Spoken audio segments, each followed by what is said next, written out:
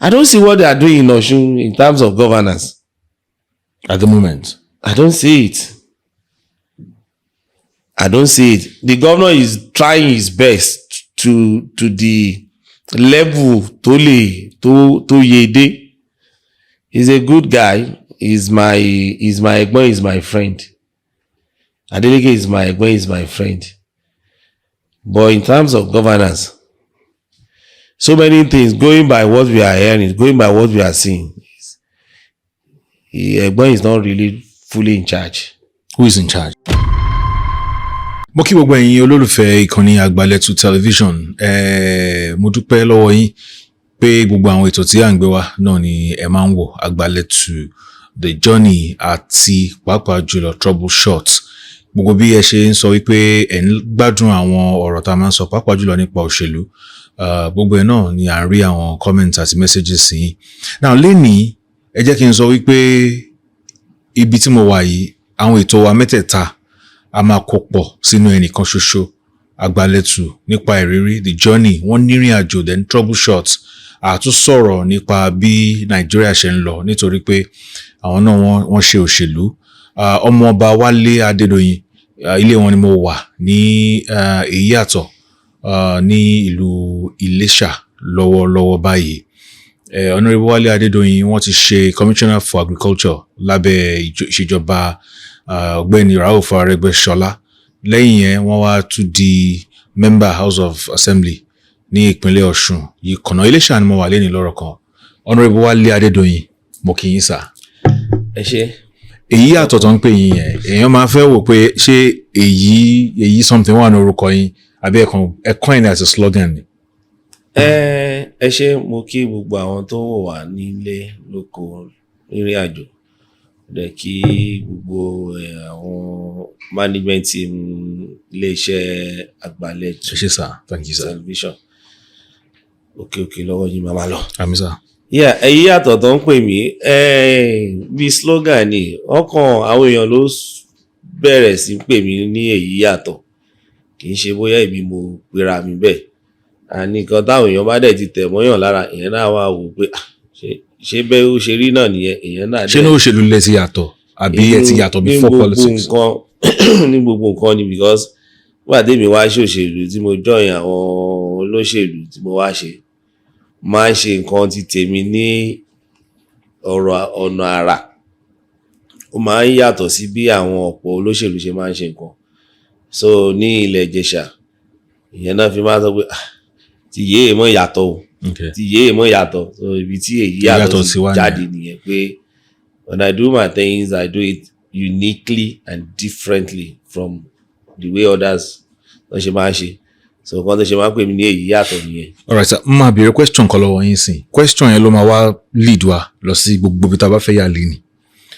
Ọmọdé kékeré kan ló béèrè question yẹn lọ́wọ́ tèmi náà, màá wá béèrè lọ́wọ́ yín.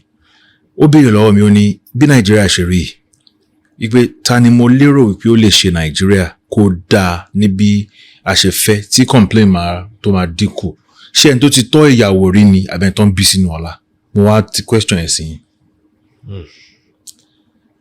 Bóyá ẹni tó tọ́yàwó rí ni o, bóyá ẹni tó bí sínú ọlá, eléyìí tó ṣe pàtàkì jùlọ ńbẹ̀ ni pé ẹni tó bá ní conscience, tó níbẹ̀rù Ọlọ́run, àtẹni tó bí sínú ọlá, àtẹni tí ò bí sínú tó jẹ́ pé ó ti tọ́yàwó rí, kò sí ẹni tó gbé sí ipò tí ò bá ní ẹ̀rí ọkàn, kò sí bó ṣe lè ṣe dáadáa.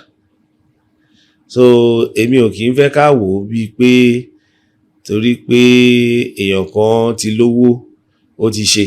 Though ìyẹn náà tún máa ń jẹ́ added advantage nígbà míì o. Fún ẹni tó bá ti lówó tẹ́lẹ̀ àbí ẹni tó bá ti tọ́yàwó rí. Ẹni tó bá ti rí ṣe. Eléyìí tá máa tó jẹ́ kókó mẹ́ ni pé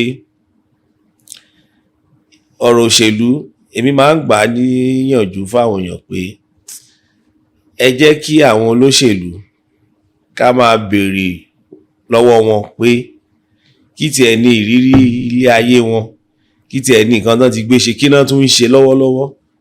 Kì í ṣe pé káwọn èèyàn wá rí òṣèlú bíi last resort pé ok àti ná gbọ́nrò wò àti ná gbá àti ná gbàrà ẹ jẹ́ ká lọ end up sí politics because of nǹkan tó fẹ́ lọ rí ń bẹ̀ but tó bá jẹ́ ẹni tó níṣẹ́ lọ́wọ́ tó wò pé politics position call to service ni ìyẹn ni ò ní jẹ́ káwọn èèyàn máa wà desperate fún position pé okay o do or die politics torí pé o mọ̀ pé bó tiẹ̀ díje fún ipò kan tó o bá jẹ o ní ibi tí o máa fi àdàgbẹ́ ètò ẹ̀rọ sí lórí iṣẹ́ ẹ̀ so mi ò lè sọ pé ẹni tó bá ti lówó rí tàbí ẹni tí ó tọ́yàwó rí ni tó bá dé orí ipò pé ìyẹn máa jẹ́ kí ó lè ṣe Nàìjíríà dáadáa. bó ṣe mọ̀ pé àwọn kan wà tó jẹ́ pé wọ́n lówó wọn ò mọ bí ebi ṣe ń rí lára a dẹ̀ rí àwọn tó jẹ́ pé kò sí nǹkan kan tó yẹ pé àwọn náà wò pé kí bí má bàa pa àwọn mọ́ nítorí ìrì tí wọ́n rí àwọn náà fẹ́ amass iye wealth tó ń bá lè amass fún generation wọn tó ń ti ibì tó ń bọ̀ so mo rò pé ibi tí mo fẹ́ ká wò lórí ìbéèrè yẹn nìyẹn. ẹni tó bá ti lówó rí tó fẹ́ díje fún ipò òṣèlú kò sí bó ṣe máa jẹ́ ẹ mọ̀ pé contest láǹsọ yìí kì í ṣe appointment tó bá jẹ́ contest ó ti pọn dandan pé kó lọ káàkiri láti lọ ṣe ìpolongo ìbò kò dẹ̀ síbi tó máa dé tó bá jẹ́ tó fẹ́ really campaign á dé àwọn abúlé á dé wọn ní máa fi bàálù gbé káàkiri gbogbo àwọn villages àbí towns inú mọ́tò náà ni á dẹ̀ máa fìlẹ̀ pé ibi tó ń gbé kátẹ̀ nílùú ọba ló ń gbé tẹ́lẹ̀ tó wá lóun á fẹ́ díje ní Nàìjíríà tó bá gbé lọ ẹ jẹ́ kí n pè yín wá sí Ìjẹ̀ṣà South a ní 4 local government Ìléṣà East Ìléṣà West Àtàkùnmọ́sà East Àtàkùnmọ́sà West it's only 2 ló jẹ́ urban local government Ìléṣà East and Ìléṣà West Àtàkùnmọ́sà East Àtàkùnmọ́sà West Àtàkùnmọ́sà East nìkan wọ́n ní towns and villages tó lé ní 400 tá bá lọ campaign mẹ́ báyìí 400 towns and villages wọ́ọ̀dù kan ní Àtàkùnmọ́sà East ó fẹ́ tó kán pa bíi wọ́ọ̀dù méje pọ̀ ní urban center Ìléṣà torí they are all just farmlands villages ó yẹ pé hamlets ó yẹ pé àwọn èèyàn wà ń bẹ̀ kò ní sí school kò ní sí ọ̀nà so ìwọ tó bá lọ wá fẹ́ lọ díje tó wá láti ìlú ọba gan tó wá rí gbogbo ìyà táwọn tó fẹ́ ṣojú wọn ń jẹ tó bá lẹ́mìí Ọlọ́run tó bá ní conscience ẹkún ágbọ̀n ẹ̀ wàá rántí pé tán bá fìbò gbé ẹ wọlé tó bá ní conscience o gbúdọ̀ rántí ibi gbogbo ibi tó ti lọ ṣe campaign wàá ṣètò wàá ṣe nǹkan tó dáa so kò necessary kó pọn dandan pé bóyá torí pé èèyàn gbúdọ̀ tọ́yàwó ẹlòmíì ń tọ́yàwó rí tó ṣe pé tó bá dórí ipò gan tiẹ̀ ń burú ju ẹ tí so a ní pé òun ti pass through yẹn rí Ọlọ́run tó ní jẹ́ kó ń ṣe mọ́ gbogbo ibi tó bá ṣe kó tó bá lè gbá pẹ́ ibi tán ti ń ṣe nǹkan gan á gbé lọ á gbé gbogbo ẹ̀ lọ lé ni so it depends on individuals personality ìyẹn ló ṣe kókó kí ẹ ní bẹ̀rù Ọlọ́run kí ẹ ní ẹ̀rí ọkàn láti lè sọ pé lóòótọ́ ni mo fẹ́ sìn lù ìyẹn ló ṣe kókó. ǹjẹ́ aláwọn èèyàn tó máa ń fẹ́ sìn lù lóòótọ́ now nísìnyí ẹ wo MK Abiola he was big Abiola tó ń yá àwọn president country mi ní owó it was big but fall Abiola wá láti bí òṣèlú náà ni. bẹ́ẹ̀ni a dẹ̀ ní àwọn èèyàn bẹ́ẹ̀ why tó jẹ́ pé àwọn tó ti wà òkè tí wọ́n á tún ṣe fẹ́ lọ sí inú òṣèlú ṣé owó tó wà ń bẹ̀ ni àbí ipò pé àwa la wà ń bẹ̀. àwọn kan wà bẹ́ẹ̀ tó ṣe pé genuinely náà fẹ́ sìn lù I can say nípa Abiola pé with the little tí mo mọ̀ ń pẹ̀ tí mo torí àwa yìí náà kéré díẹ̀ gbogbo a sì kéré díẹ̀ bọ̀ ó yé wa gbogbo June 12 1993 àbí a sì mọ bó ṣe lọ a mọ̀ pé àwọn yẹn fẹ́ sìn lù ni torí pé olówó ni ó dẹ̀ ti pass through àwọn tó ń pè ní pé ṣé àtẹrọ̀fọ̀ dìde gbogbo ẹ̀ ni mo rántí mo kà á mì kan tó tiẹ̀ sọ rí pé ìgbà tó máa kọ́kọ́ jẹ ẹyin tó ń dín ní ilé ayé òun ní ilé àná òun ẹ mọ̀ so àwọn yẹn máa ń ṣe fún ni fún léèwé nígbà tá a wà yunifásitì gbà yẹn mo mọ̀ gbà kan tí Abiola MKO tó fún àwọn yunifásitì ní 1 million naira owó yẹn tóbi nígbà yẹn ní in the 90s. àwọn poli náà gba 500 àbí nǹkan. so àwọn yẹn fẹ́ jẹ̀ ní ìlú wọ́n ti pass through so many things in life wọ́n dẹ̀ fẹ́ jẹ̀ ní ìlú ni so àwọn kan wà bẹ́ẹ̀ àwọn kan dẹ̀ wà tó ṣe pé àti jẹ́ pé iṣẹ́ wo ló tún yẹ ká tún ṣe ń sìn wọ́n ti yó wọ́n dẹ̀ fẹ́ fi jó kọ. Yes, that's it. For somebody like me venturing into politics is just about the passion because it's something tó ti wà lára mi láti university days, even secondary school days, because I was a senior prefect in my secondary school. So coming to University of Lagos, tí mo ti kàwé, I know the positions, see, at least the faculty, financial secretary, the department, secretary general, then the FISU, the Federation of Ijesha Student Union, I was the PRO. And in my hall, Great Jaja Hall, I was the welfare secretary of the hall.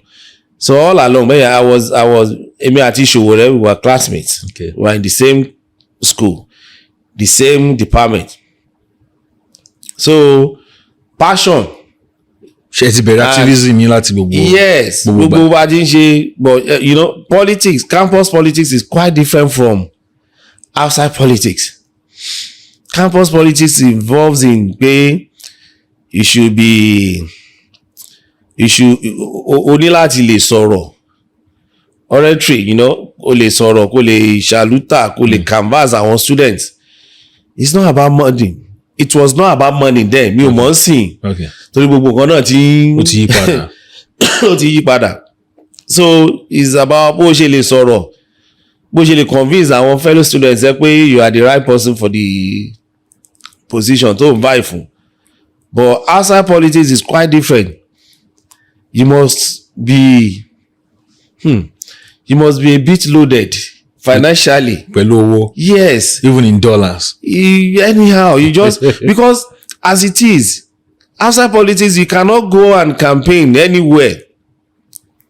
No matter how good you look, no matter how beautiful your programs, kàn tiẹ̀ rí àtẹ pé yes, ó máa ṣe rere o tó bá débẹ̀ o, but they will still want you to dá omi síwájú. And dá omi síwájú yẹn it involves money. Kò síbi tó bá ló fẹ́ lọ ṣe visitation ní any community ń sìn. What they will bring on your table will surprise you. Ìgbà yẹn náà máa wá sọ fún ẹ pé yes, ní transformer ládùúgbò. Yes, wọ́n ti kó kébù wa lọ, òun ò lè jíjí kébù wa lọ. Bẹ́ẹ̀ ṣe wá yìí sìn, tẹ́ wá ní ká dìbò fún yín sìn.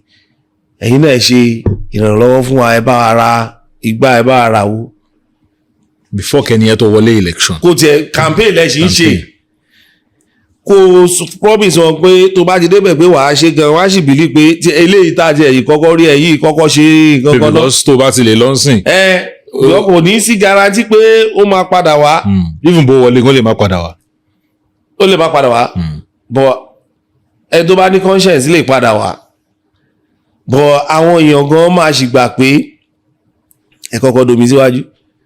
Ẹlòmíì gan àwọn community leaders míì gan máa sọ pé kí náà fi sílẹ̀ báyìí abẹ́ kan wá kí wá ẹ̀dẹ̀ ń gbọ̀n dínà ẹ̀ ń lọ ní. So it involves money. If you don't have the money, you cannot do it. So that's the difference, major difference tó wà láàrin. Ẹgbẹ́ Australia. Yeah. Mi mọ bẹ́ẹ̀ ṣe wà conversant pẹ̀lú politics wọn ní Australia. Ṣé gbọ́dọ̀ ẹ̀kan lè wá kẹ́gbọ̀n dín lọ? Ṣé wọ́n ṣe ń ṣe ní Australia náà ni? No way. Kí ni ìyàtọ̀? Ìyàtọ̀ tó wà ń bẹ̀ gbọ̀rọ̀gbọ̀rọ̀ ni. Gbọ̀rọ̀gbọ̀rọ̀ ni o, kò sí, they don't. Ọ̀nà wa sì jìn. ní Africa àbí ní Nigeria. ní Africa generally it's not only Nigeria in Africa ní gbogbo orúkọ bí eléyìí wà in Africa in Australia tí mo ti gbé rí o kò sí nǹkan tó jọ ìwọ tó bá ọjọ́ tó bá fẹ́ dìbò gan o lè má mọ̀ bọ̀ ó pọn dandan pé kó lọ dìbò ìwọ tó bá ti jọmọ èrè tó jẹ́ resident o máa lọ dìbò tó bá jẹ́ citizen tó wà ń lu yẹn tó bá dìbò o máa jẹ fine wọ́n máa send fine sí ẹ pé kò san àbí tó bá prove pé as at that time tó ń ṣe voting o sí lu o sí country and you back it with evidence.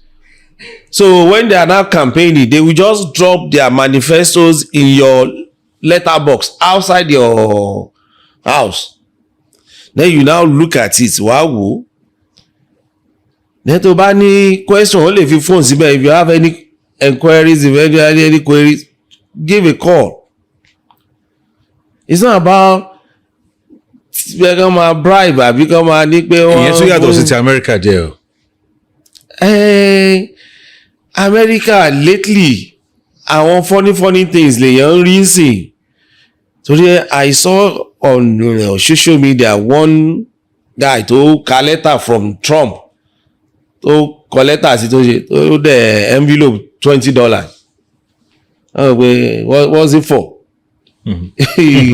mo dẹ̀ rí ngbà kan náà tí àwọn kan lọ ń pín oúnjẹ groceries then the last eléyìí tí ṣe Sunak àbí kí lorúkọ immediate past prime minister UK. Sunak Rishi Sunak. gbà tó fẹ́ fi content tó ó lose mo rí tóun náà lọ oúnjẹ tó ń wé. wọ́n ti ń yá yẹn ní Africa wọ́n ti ń wo bá a ṣe ń ṣe lọ́dọ̀ wa. pé kí ló tún bá yẹn wá but strictly in Australia nobody but you know there is no how you can change the mindset of àwọn tó bá ti make up mind wọn pé yes your policy is not right you are not in terms of welfare you are not there náà ni kò sí pé ẹjọ́ àṣẹ àtúnṣe no let's try another person. Australia ni ẹ. That's it in most developed countries.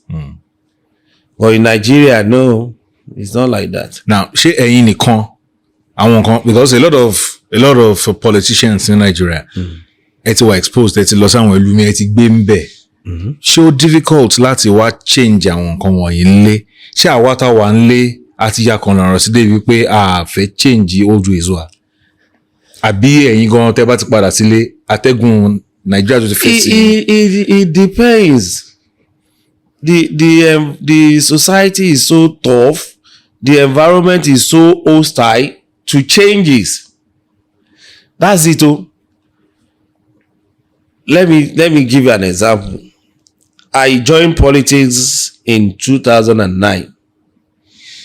Progressive in Osun, when I wanted to bẹ̀rẹ̀ ní Èkó was Èkó mo gbé kí n tó relocate kí n tó lọ sí Australia but mo rántí pé leader kan gbà yẹn ni pé kí n lọ sí Ọ̀ṣun pé ọmọ ìlú mi kan ń ṣe ó ń fight fún mandate ẹ̀ fún governorship pé Aregbesola nìkan ó wá lọ mú mi bá Aregbesola wá ní kí n lọ Ọ̀ṣun kí n lọ pé kí n má dúró sí Èkó pé kí nìkan I went there and the way I was doing my own thing campaigning pé mo fẹ́ contest in 2011 fún House of Assembly but wọn ò mú mi Aregbe ó gba mandate in 2010 ó dẹ̀ ní kí n má sá padà sí Australia pé ó máa fix me up so that was how I got the position as commissioner for Agric in 2011 but when I was in office the mentality of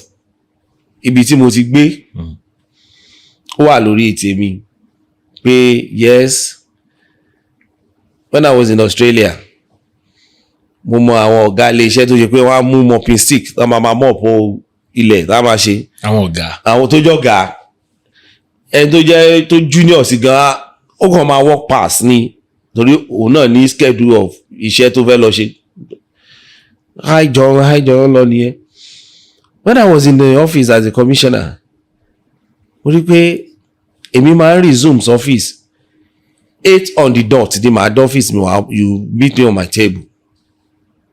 Tí màá dé màá rí pé àwọn èèyàn kan ò tí ì ní dé sí ministry. Màá ní kí ni eléyìí? Tí màá dẹ̀ ń bọ́lẹ̀ mẹ́rin àwọn tó bá ti dé gan tí màá gbé báàgì mi tí mo ń lọ tí mo fẹ́ wọlé wọ́n á fẹ́ máa gba báàgì lọ. Màá jẹ́ má wọlé kò sí báàgì yìí is my handbag, I can pick, mo lè gbé. Wọ́n láwọn wà use mọ́rù kan bẹ́ẹ̀. It's better you get used to it. That is me. We'll bring in some changes. Then tí wàá di a fẹ́ máa ṣe management meeting. Àwọn directors lájọ máa ṣe, deputy directors wọ́n á tún wá pe àwọn assistant directors. But wọ́n find out pé tá a bá ti wà meeting yẹn àwọn deputy director and assistant directors àwọn key officers wọ́n ní sọ̀rọ̀ wọ́n á fi ọ̀rọ̀ sílẹ̀ fún àwọn directors láti máa sọ. Á wò pé you talk na and then kò sọ̀rọ̀. Later ni mo wá find out pé wọ́n ní ibi táwọn bá jókòó sí pẹ̀lú director wọn ní àṣà àti lè sọ̀rọ̀. Nítorí pé in the first place kìíní yẹn gan structure yẹn ò fàyẹ́lẹ̀ fún wọn láti jókòó pẹ̀lú ẹ̀yin lẹ́kan. Mo ní ilé it has to change. Mo dẹ̀ sọ fáwọn directors ẹ pé bí mo ṣe fẹ́ nìyẹn o. Àwọn tó jẹ́ assistant director yìí náà kì í ṣe bóyá wọn lọ́pọlọ o. Nǹkan tó bá sọ náà wọ́n lé ọmọdé gbọ́n àgbà gbọ́n la fi dálẹ̀ fẹ̀. But Yorùbá náà ló sọ pé irin ò kí ń fọn kọ́mọ ẹ̀ tún fún. But then when it comes to project you cannot tell me pé the director pé àwọn ni alpha and omega. Èmi tí mo jẹ́ commissioner mi ò study agric but I was put in charge of agric and I performed. I need to tap knowledge from technocrats. Let them speak. But because of pé ó lè díẹ̀ fún wọn changes yẹn ó máa ń lágbára. So ìwọ tó bá lọ fẹ́ wá ṣe òṣèlú sí tó bá ní pé ó ṣe báyìí they start tagging you. Aráàlú òyìnbó lélẹ̀ ara kìíní kan lélẹ̀ kò tí mọ̀ bọ́n ṣe máa ṣe nìyẹn. And I always speak the truth. Tó bá dẹ̀ sọ pé wọ́n mọ̀ mí èyí yàtọ̀ pé kò ní parọ́ fún ẹ. If you call me 1,000 times I will pick your call and my no is no, my yes will be yes, no matter how bó bá ṣe push mi tó. But tó bá ti mẹ̀ẹ́ fún nǹkan bẹ́ẹ̀ wọ́n mẹ̀ẹ́ náà nìyẹn. But how many people ló lè fẹ́ ṣe irú nǹkan tèmi ṣe? Ọ̀pọ̀ olóṣèlú ni ò wà pa. Nǹkan tó ò ní lè ṣe ní ọdún mẹ́ta wà ní oṣù mẹ́ta ni wàá fi ṣe.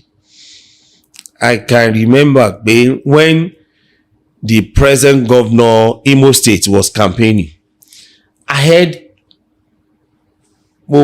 to nǹkan tó sọ kó tó wọlé ní second time tó fi wọlé Ozodima ó ní 4,000 Imo youth ó máa process visa fún wọn ó máa kó wọn lọ sí ìlú òyìnbó iṣẹ́. Mo ṣe ń sọ̀rọ̀ yìí mi rò bó tí rí 400 gan kó lọ sí ìlú òyìnbó lọ fún wọn iṣẹ́. Kò promise wọn ní pé ó máa establish ó máa engage wọn ní ìlú wọn gan. Ṣé first time ni àbí? Second time tó fi wọlé yìí. Ló sọ̀rọ̀ yẹn. Yes tó fi campaign fún second time. Ó ti ń ṣe second time. Mo wò pé this thing is ó ti pọ̀ ju ìwọ kọ́ ló ní country wo ló fẹ́ kó wọn lọ. Ìwọ kọ́ ní àbí ẹjọ́ ní country yẹn ni tó fẹ́ kó 4,000. Visa officer. Yes now. Tí òun àfisọ pé wà approve visa fún. Àwọn youths yẹn náà gidi kan. But up tí bá ṣe ń sọ yìí ó ti ń lo bóyá bí more than 1 year ní second time. But nǹkan táwọn youths yẹn fẹ́ gbọ́ nìyẹn. Nǹkan tó fẹ́ gbọ́ lies upon lies. It's so unfortunate pé I make reference to irú ẹni bẹ́ẹ̀ because we are in the same party but difference must be. A gbọ́dọ̀ differentiate ara wa. Nǹkan tó o bá mọ̀ pé ò ní ṣe don't promise people. Look at your capacity kó dẹ̀ lè mọ̀ pé okay o yes nǹkan tágbára ẹ gbé nìyí. Many a times the electorate wọ́n máa ń push àwọn politician to the extreme but ìwọ ló máa wá yára ẹ̀ ń break tó máa jẹ́ kọ́ mọ̀ pé àníkíní yìí ò ní possible so that you don't put your mind on it. But in this environment á gbà pé tó o bá tí ì tan àwọn èèyàn ò ní rọ́nà lọ kò dẹ̀ yẹ kó rí bẹ́ẹ̀ that is it kò yẹ kó rí bẹ́ẹ̀. Okay, nínú nǹkan tẹ́ sọ náà màá tún ti mú the next question jáde. Ṣé ẹni tí ó bá à ń sọ̀rọ̀ nípa elective office nsìn, ẹni tó yẹ kó ti wà privy to nǹkan tó ń ṣẹlẹ̀, maybe a deputy governor or a vice president or maybe a vice chairman, ṣé òun ò ní function well tó bá dé ipò yẹn full capacity than ẹni tó yẹ pé kò tẹ̀ mọ nǹkan tó ń ṣe ní corridor tó wá ń promise pé màá ṣe báyìí ẹni tó bá dẹ̀ ti wà ń bẹ̀ tẹ́lẹ̀ àti mọ̀ pé kíní yìí kò lè work bẹ́ẹ̀. Ṣé get question mi? Yeah, I got a question. It's always better kéèyàn ti máa ní idea àti knowledge nǹkan téèyàn bá fẹ́ lọ ṣe tó bá fẹ́ dùpò. Ó gbúdọ̀ ní blueprint. Kí statistics wà. Yes, but this is it. Kò sí bó ṣe lè jẹ́, you cannot compare a vice president, city vice president, ó fẹ́ contest pẹ̀lú outsider. Nǹkan tó máa mọ̀ ó máa pọ̀ ju ẹni tó ṣẹ̀ ń bọ̀ lọ. Ṣé nǹkan tẹ́ ń sọ ni wípé vice president, former vice president Yemi Osinbajo would have been at a better position as the president now than Asiwaju? I wouldn't want to go that route because Asiwaju has always been a veteran. If you look at what is happening in Lagos now, there is no how we can dissociate Asiwaju from the monumental development tó ń ṣẹlẹ̀ lẹ́kọ̀ọ́, because gbogbo nǹkan ní ilé ayé yìí must have a background. He started laying good foundation in Lagos, because I remember when I was the commissioner, Aregbesola used to tell us bye làwọn ṣe lẹ́kọ̀ọ́ bye gbogbo BRT tán ṣe gbogbo ìlú ibi tán lọ tán ti lọ ṣe all those things. And don't forget, Asiwaju was a 2-term governor in Lagos, a former senator, a 2-term governor in Lagos. And gbogbo period tí ò fi wà ní position, unless àwọn outsider wọ́n lè máa wò bí pé kò sí position, but me as a politician I know he was part and parcel of the governance in Lagos. Well, and elsewhere. Èmi tiẹ̀ feel pé títí maybe until he became president, he has always been the factor, even he decides who becomes governor or not. Yes, that's what I'm saying. Pé so èèyàn lè sọ pé Osinbajo would have been a better president than Asiwaju nsìn. But Osinbajo vice president. But Osinbajo as vice president has been privy to a lot of information, statistics, facts, and all that. Yes. Why Asiwaju máa lè grab faster than somebody tí ń ṣe Asiwaju ni pé Asiwaju has always been the corridor of power. Asiwaju has always been governance, and he's a smart guy. Forget about age now. So kò sí nǹkan tó máa sọ fún tí ò ní tètè mọ̀ pé báyìí ni. And who says pé nǹkan tó ń ṣe ní Aso gan pé kò ní ojú ń bẹ̀, you understand? But kì í ṣe gbogbo nǹkan tó ń ṣẹlẹ̀ lèèyàn lè rí, you understand? So nǹkan tí mi ò ṣe lè sọ pé okay o pé Osinbajo would have been a better president, but as it is, no matter what, a smart person will always be a smart person. And tó bá dẹ̀ máa ya olódo náà ní governance náà máa ya olódo ní governance. Depends on what you give as priority. That's it. All right. At the moment, we have lots of Nigerians. They are groaning. Nigerians are complaining. In fact, I'm a Nigerian and Mualara want to complain. And it's not that okay, can sort of from me. I do not hate Tinubu. Me more Tinubu lẹ́yìn pé mo Tinubu no TV. Yeah, and I have no business with whatever happens in his life or in his career. Yeah. Career I'm just Media. media strictly. Now, sir, but our actions government or decisions government can won't affect the common man, won't affect kó jẹ́ organizer, ó máa affect kó jẹ́ media whatever, ó máa affect you understand? Yeah. And we are hoping for a better Nigeria. I know you are APC stalwart, and I don't expect you to make anti-party statements, right? Yeah. But book of at least to a level, more factual. Yeah. Do you see that renewed change, that renewed hope promised by Ashiwa? Do you see it forthcoming soon, before the end of his first term, if eventually you decide to go for a second term? Yeah, like you said, I'm a stakeholder in this party, and you wouldn't expect me to pass any anti-party statement. Yes, but at the same time, I will have to be factual by my own nature. Like earlier on, I've made reference to Ozodima. Is a member of my party. What is wrong is wrong. What is not good is not good. That's me. The only thing I can see tó mo wò bí àṣìṣe díẹ̀ fún ìjọba yìí ni pé they are so much eager to make things happen quickly. And nǹkan tá a dẹ̀ ń sọ yìí is ó ti bẹ̀rẹ̀ sí decay over the period of time. So you cannot all of a sudden in a jiffy make that renewed hope to start happening. Yorùbá sọ pé a ní fi ọjọ́ kan ṣoṣo bọ́ ọmọ tó rúyò.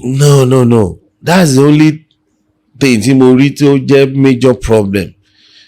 Bí irú day one tán ti ń ṣe swearing tán ti make pronouncement fún epo yẹn. I think it will have been pé get into the office, set up some committees to look into issue on subsidy. Everybody ló mọ̀ pé olè náà fi subsidy epo yìí jà. Ṣebí ara àwọn wàhálà subsidy yẹn ni bọ̀bọ̀ member of House of Rep kan ṣe lọ sẹ́wọ̀n Farouk tán fi bribe tán fi ní kan investigate àwọn Farouk làwọn yìí remember yìí. So àìmọye way bills tán máa ń gbé wọlé ṣe pé kò sí nǹkan kan tán gbé wọlé o tákàn náà gbé wọlé tá ń san subsidy lórí ẹ̀ fún wọn. Àwọn kan ló ń benefit at the detriment of the masses. So the subsidy, yes, it might be tough. Kan yọ epo wọn, àárẹ̀ epo 1,000, àárẹ̀ epo, yes.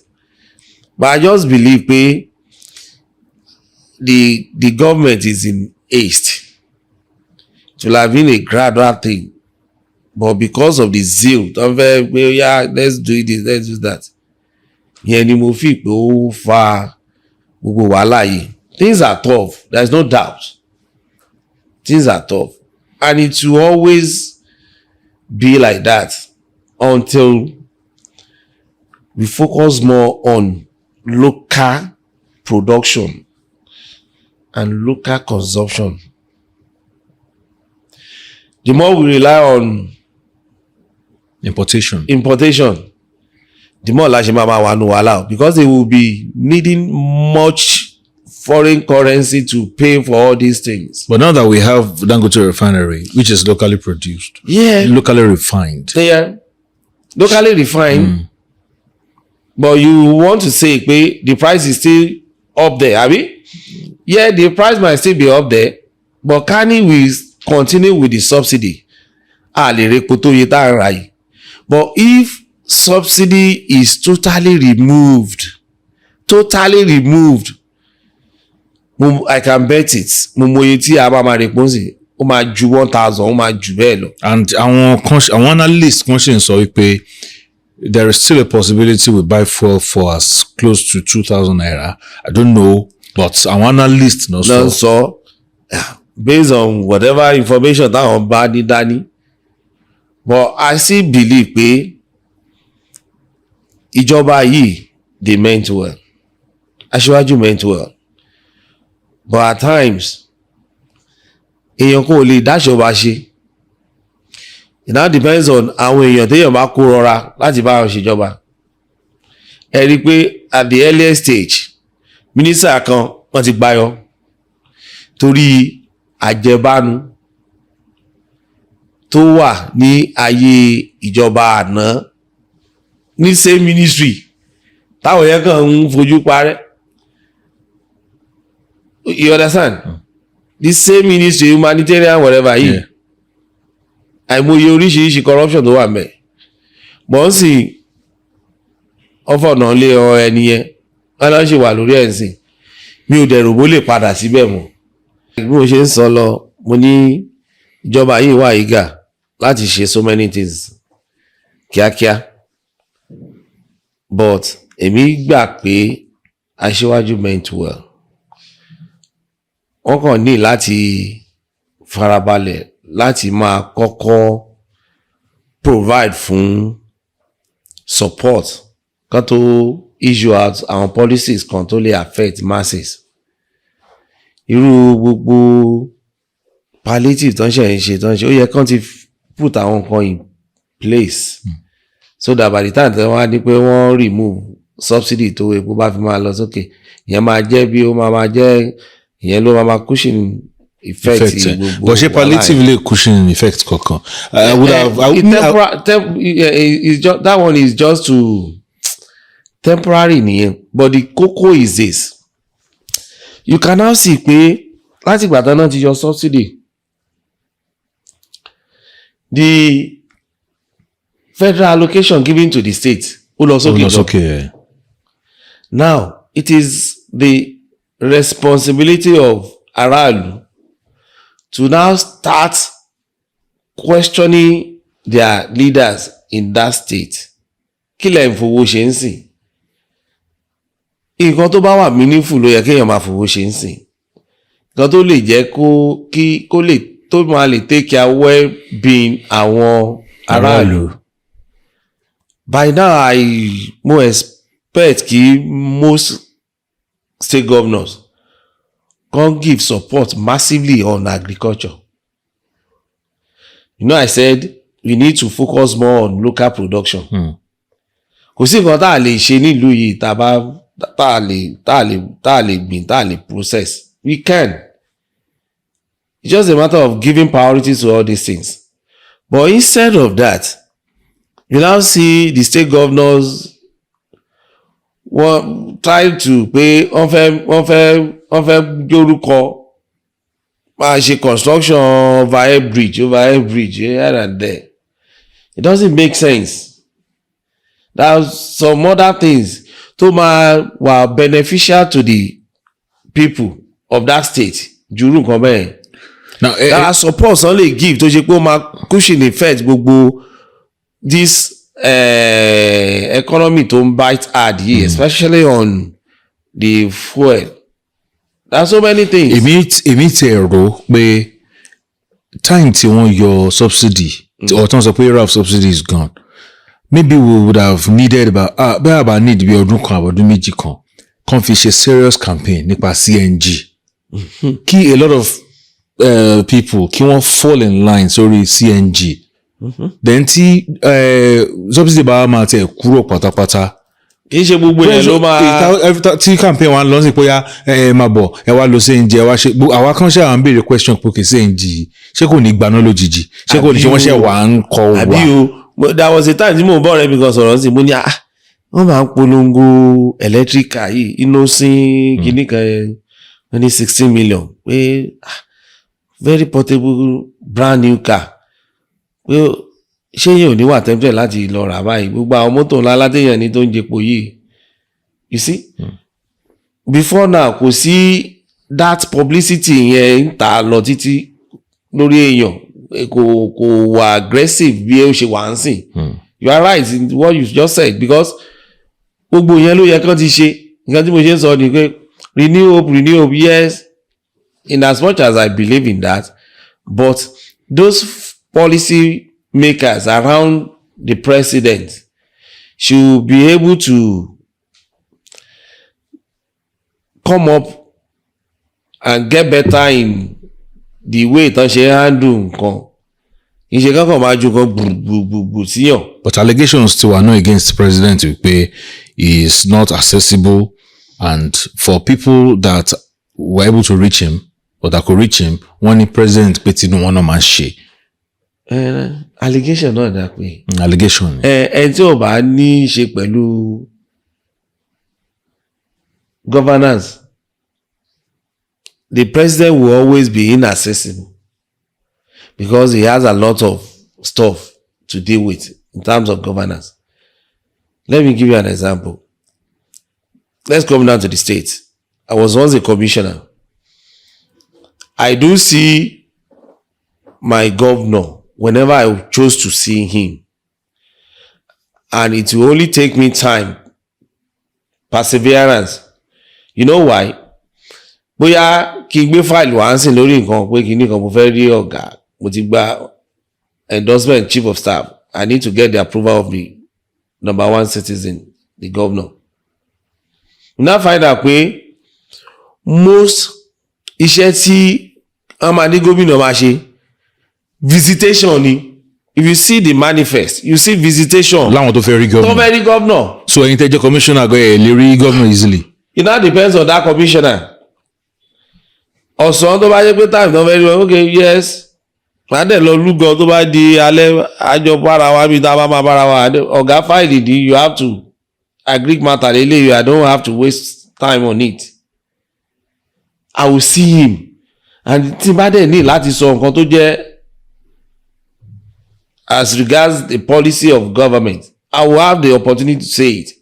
And mind you, I always have daily, weekly, once a week, gbogbo wa yẹn máa jọ wà ní cabinet meeting tá a jọ máa sọ̀rọ̀ with the governor in attendance. So further discussion will now tell you pé see me tomorrow, see me kìnìkan. But wàhálà tó máa wà ń bẹ̀ ni pé if you check the manifest, visitation ló máa ń pọ̀ jù. Wọn kì í fi wọ́n sílẹ̀ lọ́rùn. Àwọn kingsmen, àwọn party kìnìkan láti village people. Ó ti máa ń pọ̀ jù. Nígbà tí ti governor bá pọ̀ tó bẹ̀rẹ̀, you can imagine ti presidency. But ó yẹ kí irú ẹ̀yin tẹ́ jẹ́ commissioner or àwọn tó jẹ́ commissioners kàn ní free access ọ̀dọ̀ governor. Ṣé ó yẹ kán ṣe gba approval chief of staff láti rí governor? No, I mean on file. Okay. On a project. So file but chief of staff gbọ́dọ̀ kọ minutes orí file. You dole. He must pre-approve.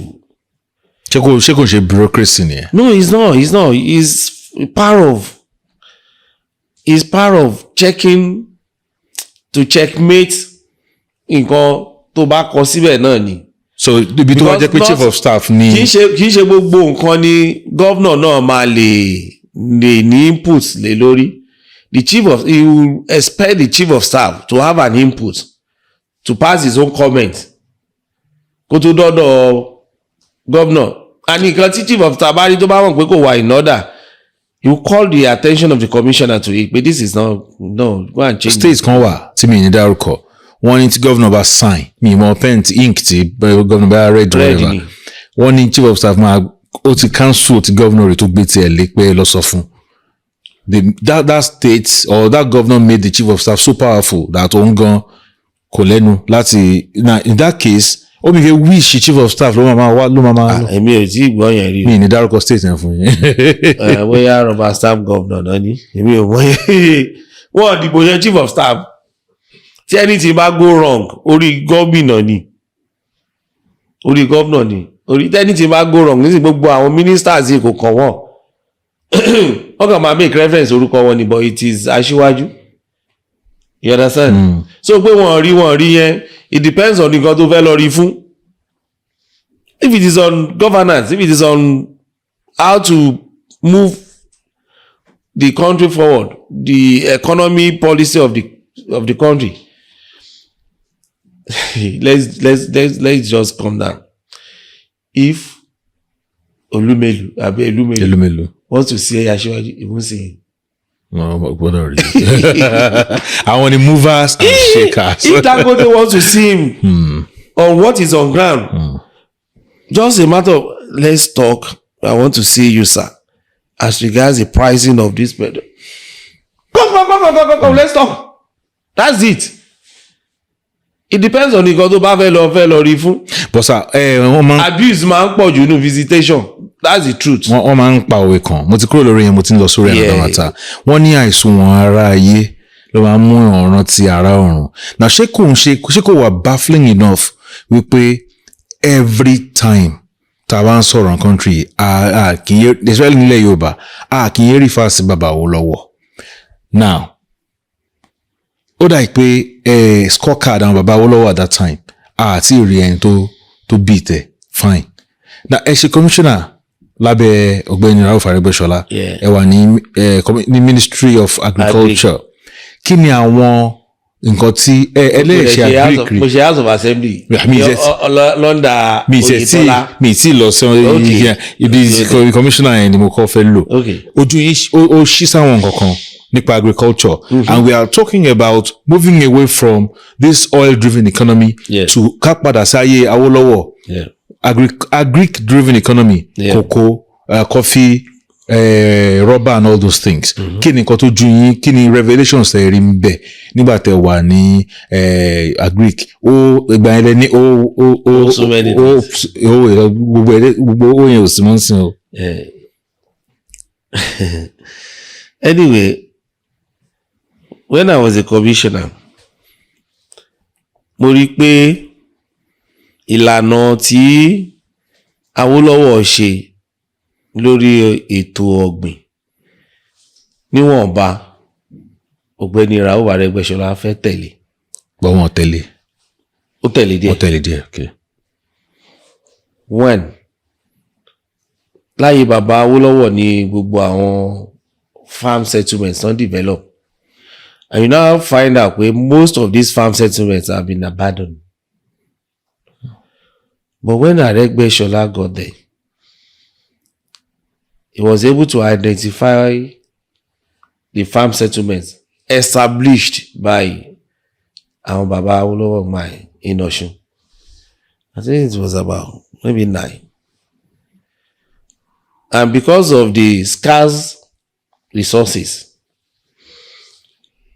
we were able to focus on majorly on 4 then, on Agowu, Mokore, Esaoke, Iwo, Patara, yes.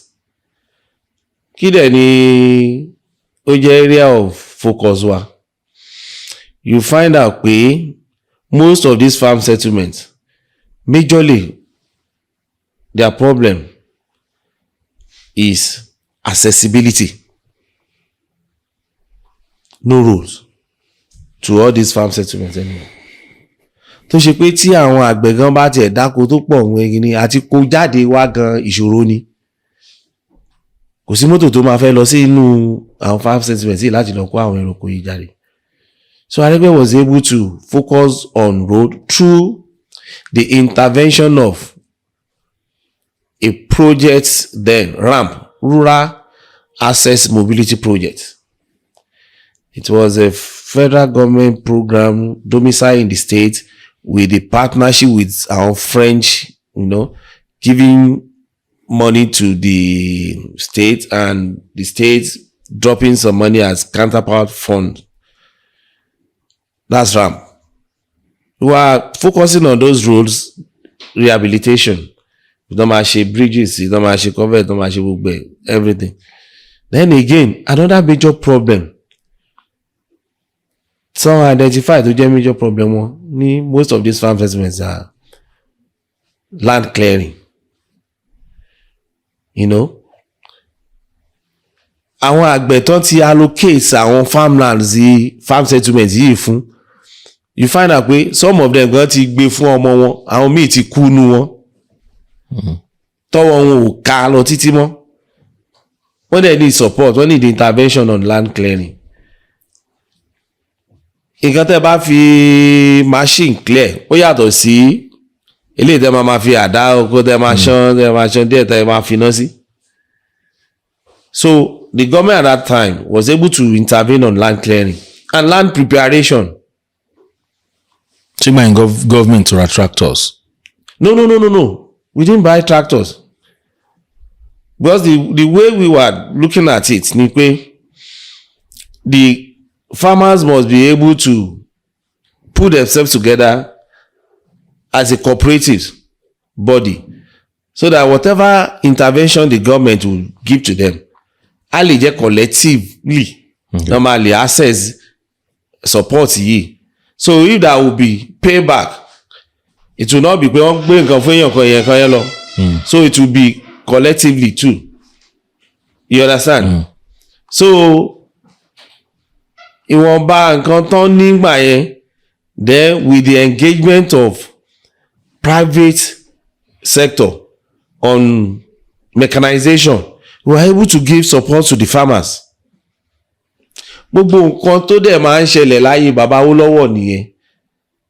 Wọ́n á fún wọn ní seedlings, support on seedlings, gbogbo nǹkan. Ẹni pé tá a bá dé àwọn farm settlements yẹn, so many cash crops náà gbẹ̀ síbẹ̀ tó ṣe pé support àwọn bàbá Awólọ́wọ̀ yìí ni. Irú kòkó, nǹkan tí kòkó ṣe ní side wa dáadáa nìyẹn. You understand? It was based on the support. So the government of Aregbe was able to do a lot on agri. That was when all this, all that, all that. But when the scarcity of resources bẹ̀rẹ̀ sí face wọn, wá di pé nǹkan tán ṣe wọn lè ṣe mọ́. You know, gbogbo nǹkan tá à ń sọ yìí náà, majorly state máa ń depend lórí the revenue tó máa wá láti federal. When the revenue started going down, tọ́nà ti ń jí epo tán jí epo, rántí pé Rauf Aregbesola was shouting then pé tó bá yá nílé san salary mọ́ o, pé epo tán ń jí yìí tí wọ́n lè account for. That was Jonathan's government at the federal. You know?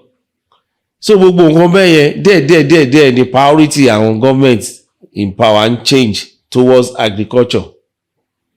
So mo gbà pé. So eventually wọ́n abandon ẹ̀. Yes, not wọ́n really focus on gbogbo templates sí àwọn yẹn tí ń ṣe bọ̀.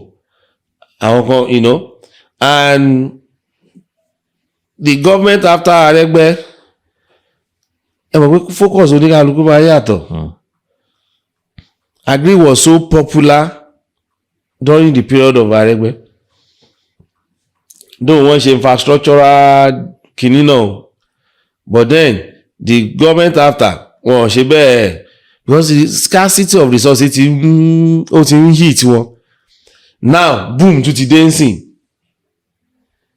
based on the subsidy money tán fi lé orí àwọn owó tán gbà tán tí each state ń gbà sí tí wọ́n gbọ́ billions wọ́n gbọ́ owó rèé o. Ṣé kò wá ìsinsìn kọ́ńtì ṣe divest sí àwọn owó yẹn tó yẹ pé inú agriculture la fẹ́ lọ ta fẹ́ divest owó pé ok kí agriculture fẹ́ kọ́ máa fún wa yàtọ̀ sí pé à ń lè ra oúnjẹ à ń lè produce oúnjẹ tá a máa jẹ a máa kọ́kọ́ yẹn náà kájà tó ronú export. Yeah, sure. Yeah. So but because nísìnyí kó máa yẹ pé ìgbà tí owó dé bí ọyọ ẹ̀bùn mọ́jọ́ sí tí wọ́n sọ pé owó tí wà nílẹ̀ owó àmọ́ bá a ṣe fẹ́ náà ní problem o ṣé àtúntí máa lọ sí area yẹn. ó náà ni mo sọ pé it now depends on each state, the leadership in each state, the governors. It depends. Àwọn ló máa wò pé this is what they want to give as priority, and at least we can actually rí gbogbo nǹkan tá à ń kà lórí social media àwọn state kọ̀ọ̀kan. Rí àwọn state kan tó ra tractors rẹpẹtẹ, tó ra gbá, tó ra àwọn fertilizer. Ọ̀ṣun state nísìnyí náà mo rí wọ́n ra few tractors. That depends on how they put it into use. It's not good enough to buy tractors and showcase it. Yeah, nah. I'm celebrate it. No. Our achievement 100 days in office. No, it doesn't worth it. It depends on how you put it into use. Like I said to someone, we have a template before I left office. We have federal 9 constituencies in Osun, and we were planning to have farm service center in each federal constituency. And in each federal constituency, in that farm service center, there will be tractors, there will be implements, there will be input so that farmers will not always pé àfi táwọn bá dòṣogbo kan tó rí intervention kan tó rí support. For instance, in Ijesha South, 4 local government, people from Atakumosa East, Atakumosa West, Ilesha East, Ilesha West must have their own farm service center at the headquarter of that federal constituency. There is always a headquarter from federal constituency.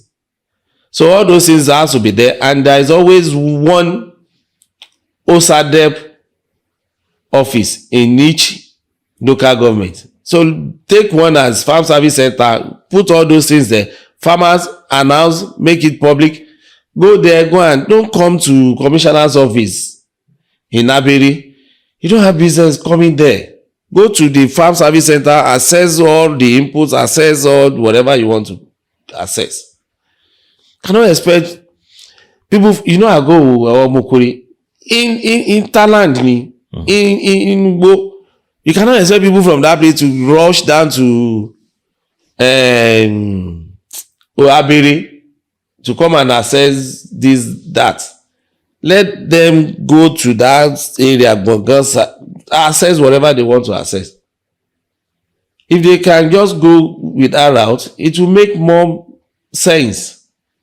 You don't just do alakowe support for farmers. See, like I said, I didn't study Agric. But what I was able to grab, the knowledge I have on Agric, was through the technocrat. I could essentially beat me to it. Yes. That's it. Because I have the passion. I want to deliver. I wanted to work, but yes, this is it. To prove it. But yes. Fund to stop everything. Immediately, no, I didn't go in for second time. Kilo de continue second time. No, it was the choice of the governor to choose. It's not my own. To drop you. Yes. So under deliver and not drop. No. Everything is politics. So no, okay. No, I was mo kọ́lé mi ní 2019. Tó wá gbé 2011 bá sọ pé bóyá létẹ̀ ẹ̀kọ́ iná ṣe òpin nǹkan tí Wálé kọ́ síbẹ̀ yẹn ti pọ̀ jù. No, I was even replaced by a brother from the same unit, from the same ward, from the same local government. And Oropombe is not meant to be. It was the choice of the governor, but as it is today,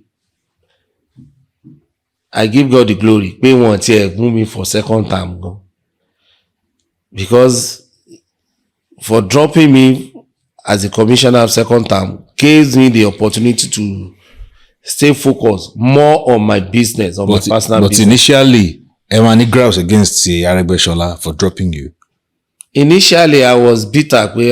Why me? Because, he delayed in appointing cabinet members.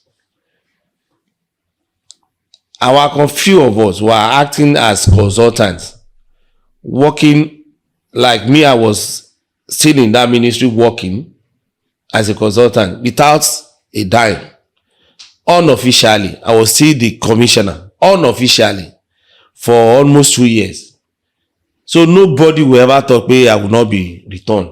So when the announcement came and I was dropped, why? Well, just move on. And I now realized the job was even giving me headache, taking most of my time from my business. So,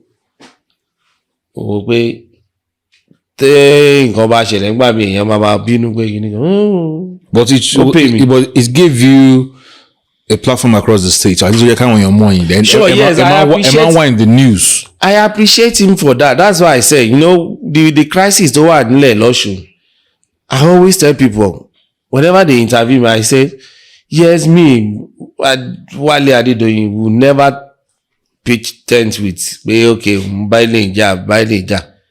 That the two ogas are my ogas. Aregbesola is my oga, is my benefactor, is my mentor. He gave me the opportunity when I contested for, I wanted to contest for House of Assembly. When she you and you, one fún tó fẹ́ mú. Kò fún mi ticket, ó dẹ̀ ní má sá lọ. Ó dẹ̀ ní kan present èèyàn mẹ́ta from the federal constituency, wọ́n máa bẹ́yẹn kan. Ó dẹ̀ mú èmi èèyàn kan. Èmi nìkan kan mo contest wọn mú gbà yẹn. Èmi yìí wọ́n wá mú mi as commissioner. Tó wá pay mi ju káàdì mo contest mo win House of Assembly, because as a commissioner I was known everywhere in the state, but as House of Assembly member you just be known in your constituency, just one local government, but as a commissioner I was everywhere. And as a matter of fact I was so active because of the ministry I was given. So it was a ministry that I needed to be reporting on daily basis to the governor. 2012, I started having high blood pressure because of the enormous task on my head. So I appreciate it. There is no doubt about it. Then his successor, Alhaji Boyega Oyetola, I worked with him, good working relationship when he was the chief of staff under Rauf, and I was the commissioner. Fantastic working relationship. So, Alhaji Oyetola lo ọdún mẹ́jọ pẹ̀lú. Yeah, he was the chief of staff. He was the chief of staff. So, at what point ni ìjà wọn tó wá bẹ̀rẹ̀? I think it was when he became the governor. Maybe yeah. But information táwa ń ta gbọ́ ni pé Ọ̀gbẹ́ni refused to support Oyetola, who was actually Asiwaju's candidate. That was a lie. So tell us the truth. That was a lie. I'm an insider. Give us the insight. The truth. I started publicity on Oyetola's ambition in Ilesha particularly. Kí àwọn other colleagues wá tó bẹ̀rẹ̀. Why? Because èmi máa ń bá Rauf jáde. And each time tí máa wà pẹ̀lú Rauf nínú mọ́tò Rauf will always talk about him. Mi ò dẹ̀ rí ibi tán ti sọ̀rọ̀ in negativity. And if you are working with your oga, you watch the body language. Kò ń ṣe dandan kó fẹ́nu sọ̀rọ̀ fún ẹ. Mo ti gbọ́ àwọn kankan. Body language mo ti rí ni mo ṣe bẹ̀rẹ̀ campaign ti tèmi. And there was never a time tó pé no, this is another person, the candidate. So not Moshood Adeoti. No. Now, I was one of the people tó gbógun ti àwọn tó jẹ́ supporter Moshood Adeoti ní Ilesha West.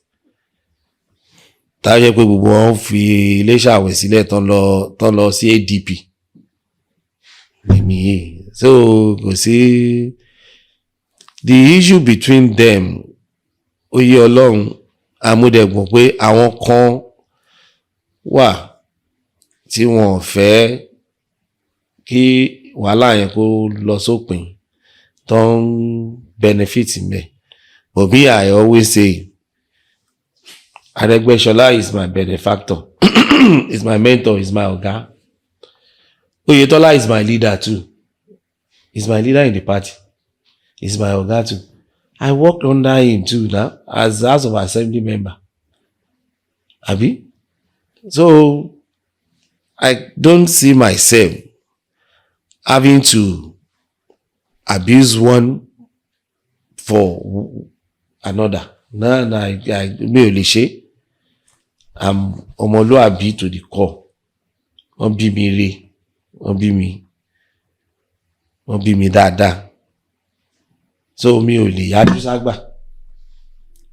Nǹkan tó they have been friends for well over 30 years. Àwọn méjèèjì. They've been ti jọ wà láti years back. Kí mi tó ẹ̀ tó mọ̀ wọ́n. So kí wá ní tèmi. So kò yẹ kí wọ́n fàyè lẹ̀ fún jà yẹn láti wáyé. Èṣù lágbára ni. Ṣé èṣù ló dálẹ̀ sí wọn láàrin? Àbí tussle for power? I don't think it's tussle for power. Èṣù ni. Yes, that's my own. But I will not fight back because by the time you start listening to sycophants, by the time you start listening to àwọn tí ò yẹ tó kò sí àwọn tó fẹ́ benefit from nǹkan tó wà nílẹ̀. So but àbí ọ̀gbẹ́ni di Oyètọ́lá lọ́wọ́ mú ni pé kò jẹ́ kó Oyètọ́lá ṣe àyẹ̀wò kò ní free. The crisis started at the early stage of the administration of Oyètọ́lá. So iṣẹ́ wo ni wọ́n máa ní pé ó ń dì mú pé so many things ló ṣẹlẹ̀, and majorly the issue has snowballed to okay what I mean is it involves the current president, because everybody knows pé the current president is bí ẹ̀gbọ́n fún the minister Oyètọ́lá. So gbogbo ẹ ti wọnú ara. na ṣe mo dẹ̀ mọ̀ pé tó bá gbogbo ẹ bá máa parí náà. Aṣíwájú is like bí grandfather. ṣé Aṣíwájú àti ọ̀gbẹ́ni wọn ò tí ríra náà. I wouldn't know. ó yẹ kẹ́ ẹ máa mọ̀ náà. No, I wouldn't know because. wọn ò tí settle differences o. I wouldn't want to say anything as regards that because I don't know if they've seen without me getting to know or whatever. I don't know. And ó dẹ̀ níwọ̀nba tí mo lè máa béèrè question lọ́wọ́ ọ̀gbẹ́ni despite the fact okay yeah I'm close to him but there are limits. You don't just is my leader is àgbàlagbà. There are limits. There should be limits to his private relationship with his ọ̀gá. Aṣíwájú is his ọ̀gá. So kí wọ́n máa no. But èmi I've told several people pé mi ò I see the two ọ̀gás. Like I say, Aṣíwájú is our grandfather. Ralph Aregbesola and Oyètọ́lá is our father. We are just ọmọ. So we pray kí grandfather kó parí wàhálà tó wà láàrin àwọn fathers so that we the children can breathe politically. So breathe by. No, we are not breathing. No, that's the truth. We're confused. We are snipped out of the power now. Like somebody like me, I contested for second term as House of Assembly member and I was run out of the office. It's not by where I didn't perform or I didn't, but because of the political change. So are you saying that the issues between these fathers, yes, and even the grandfather, that was what made, that was brought or allowed Adeleke into power? Oh, sure, yeah, it was part of it. Do you see any good thing coming out of a divided house? This unity, no election has come and gone. But unity lè wà now kí PDP dẹ̀ ṣe wọlé. PDP ṣáà ti ṣe wọ́n ti ṣèjọba rí. Unity tó wà ní APC in Edo ló fún wọn ní victory as I'm saying. This unity tó wà ní PDP in Edo with Bashu tí the governor tó cause this unity. Ó lọ sí PDP. Àbí he left APC to PDP. He won with a united force on him. Now, before that united force, that united team in PDP has been in disarray. You understand? So how do you expect them to have victory? It's not possible. So if these leaders are not united again, then it's likely PDP continues in power. In Osun? Yes. If I get what you are saying, sir. I don't deceive myself.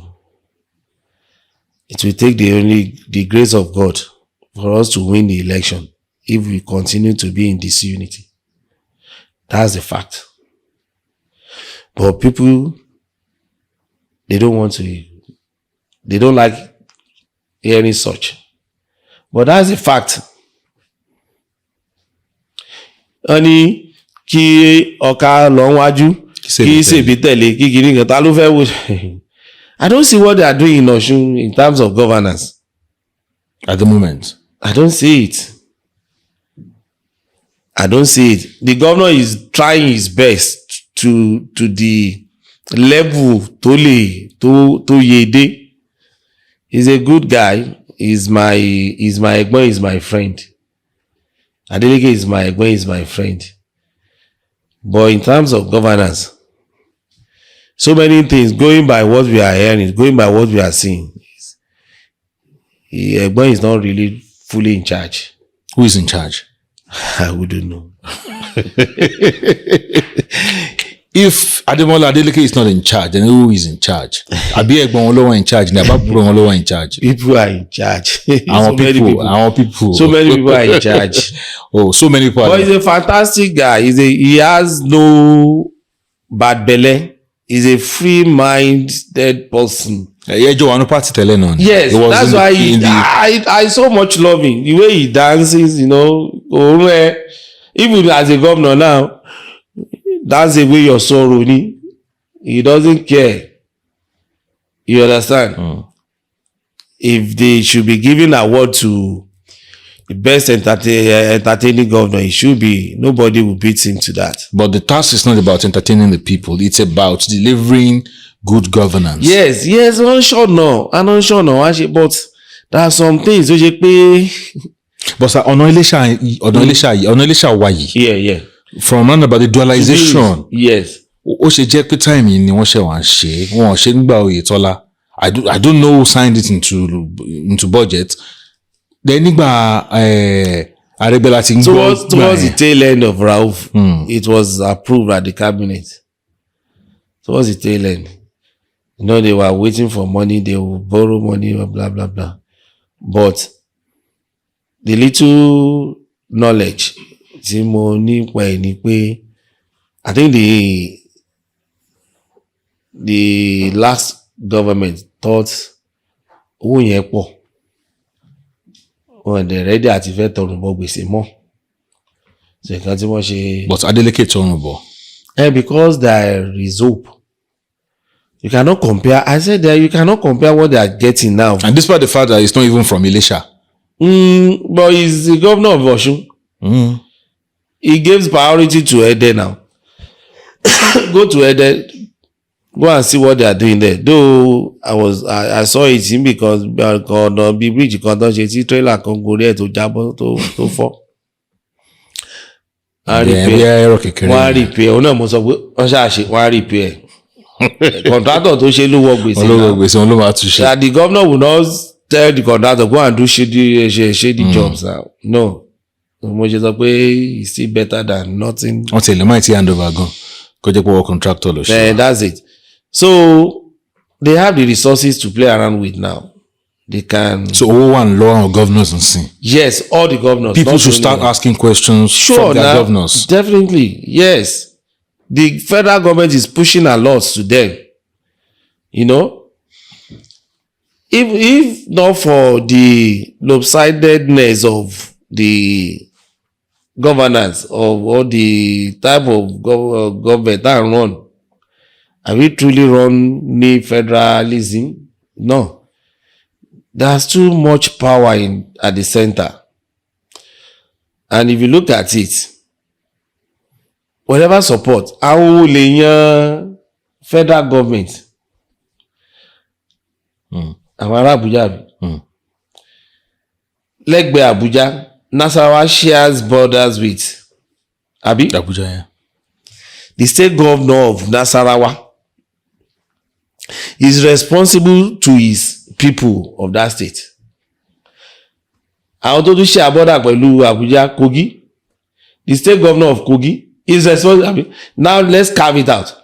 So àwọn ni federal government fẹ́ sọ pé nígbà tá a bá ń sọ̀rọ̀ nípa agric nígbà tá a bá lọ ṣe meeting pẹ̀lú the then minister of agric Akinwumi Adesina.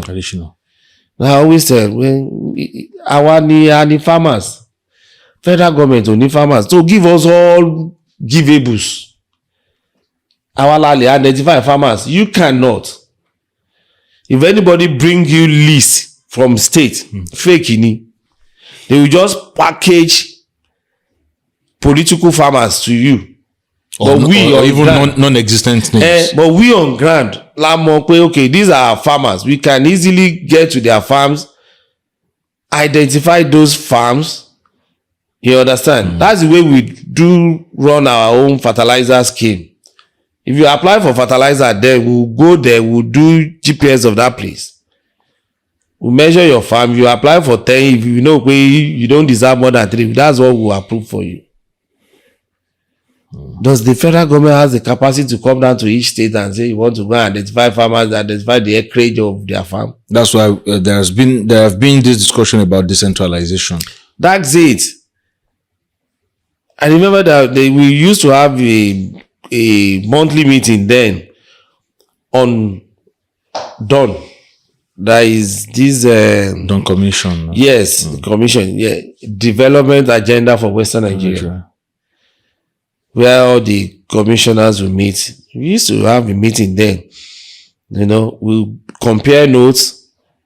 This is what I'm doing in my state. This is what I remember. Lagos State came to pick lands in Osun to establish their, farming activities in Osun. We gave them land. In return, they did clearing for because they have more money than us. Then it was Kabiyesi. Now Kabiyesi was the commissioner for Agric then. Oba Bola Oniru. Okay. He's now the Oba of Oniru. Yeah. Oniru. He was the Bola Awa. Yeah, he was the commissioner then. So that was it. We compare notes, we look at it. Okay, nǹkan tó ń ṣe ń lo ẹ̀ nìkan tẹ́mi ṣe ń bì ní. Let's look at it. Eléyìí tó bá pay. Where you have comparative advantage, you focus on it. You know, Osun, then we have more advantage over others in terms of some crops. We, Osun, Ondo, cocoa, you know, all those things. Then Oyo, cassava and others. Eco, we talk of aquatic farming, you know. Yeah, that's it.